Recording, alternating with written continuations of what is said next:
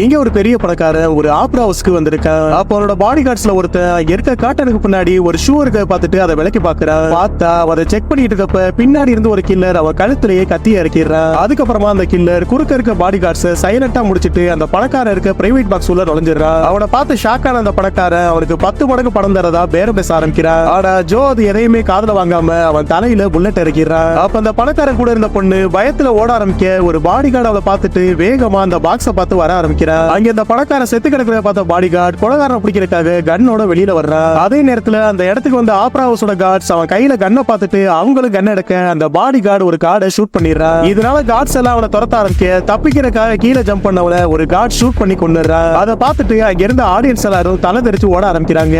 அப்ப நெரிசல்ல மாட்டின ஒரு பொண்ணை காப்பாத்துற ஜோ அவளை தூக்கிக்கிட்டு ஆப்ரா ஹவுஸை விட்டு வெளியில வந்துடுறான். அதுக்கப்புறமா அந்த பொண்ணு அவனுக்கு தேங்க் பண்ணலான்னு திரும்பி பார்த்தா ஜோ அந்த இடத்திலேயே இருக்க மாட்டான்.